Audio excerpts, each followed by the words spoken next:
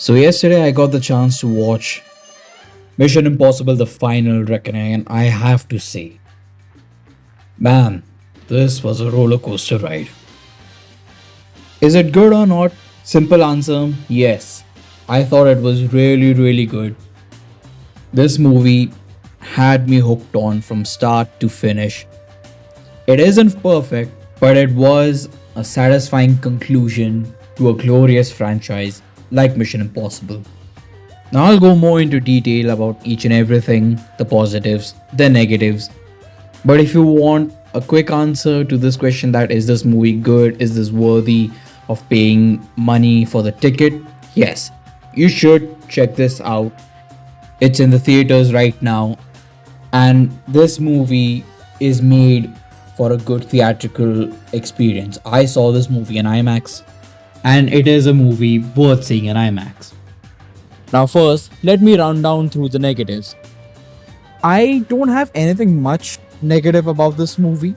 Yes, as you have heard, the movie is long. The movie is almost up close to 3 hours, and there were points where I did feel the runtime, and the movie it could have gotten a more crisper edit, but I'm used to longer movies and longer runtimes, so this wasn't as big of an issue.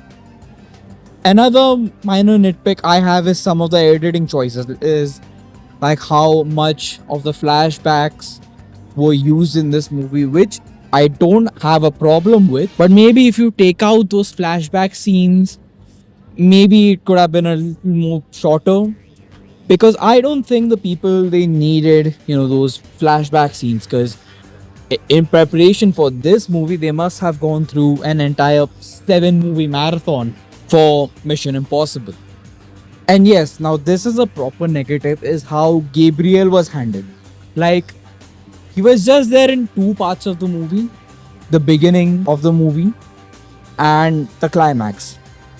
In between, he was nowhere to be seen, nor he or Ethan even had, any sort of interaction. Like, look, I understand that, the entity or the AI is the main villain of these 2 movies, Dead Reckoning and Final Reckoning.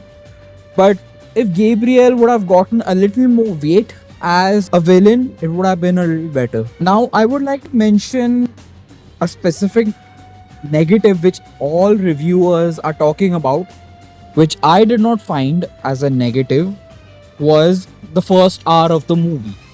Now, the first hour of the movie, the beginning portion has some action in it. Then it continues to be exposition about, the lore and certain retcons which you will see in the movie regarding the previous Mission Impossible movies.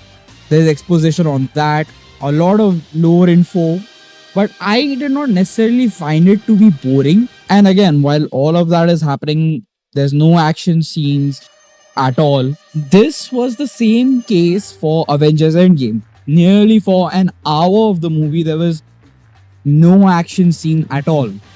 The real, action, fun bits, it started after the time heist started.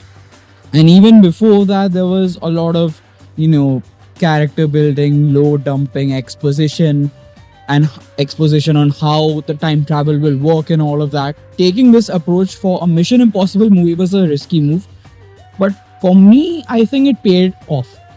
Some were even going as far as saying that the first hour of this movie makes this the worst Mission Impossible movie. Now, I am a very big Mission Impossible fan, and as other Mission Impossible fans must be watching this, or even people who have seen the Mission Impossible movies, you all know that in the entire franchise, nothing is worse than this.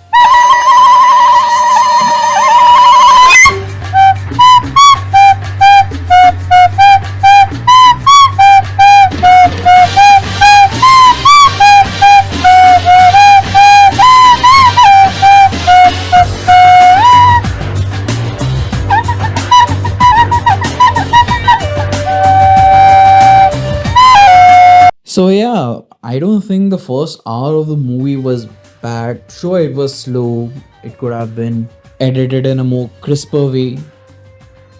But I don't think it takes anything necessarily away from this movie. Now, let's come to the good stuff, the visuals and the settings. Each and every location in this movie is beautiful. Like the Arctic was shown in this, some mountains in Norway, I guess, were also shown in this. All of the locations were beautifully utilized in this movie, and especially in an IMAX screen, it was very beautiful to look at. The acting was done brilliantly by everyone, from Tom Cruise himself to all of the other supporting cast. Haley Atwell, who plays Grace, Simon Pegg, who plays Benji, who's my personal favorite, Angela Bassett, Pom Clementi, all of them have done a superb job in terms of the acting. The action of this movie, it is some of the best action of the entire franchise. This franchise is known for its awesome stunts and great action, but I think they did a pretty good job with this one. There are two big stunt set pieces, one which is set underwater and one which is on two biplanes, which you have seen in the trailers. Those two were masterpieces of a sequences. The underwater one was so exceptionally done that I will tell you one thing. While Tom Cruise was struggling underwater, for air, for oxygen, for breath, you as an audience will also feel that struggle, and you will also in between hold your breath while you're watching the movie. And when the plane sequence was going on, I was looking around in my theater, and almost everyone, someone was either pulling their hair, biting their nails, or at the edge of the seat. I myself was at the edge of the seat during the climax set piece and during the ending. Like, I'm not kidding when I'm saying even Avengers Endgame and Infinity War did not give me so much tension while watching a movie.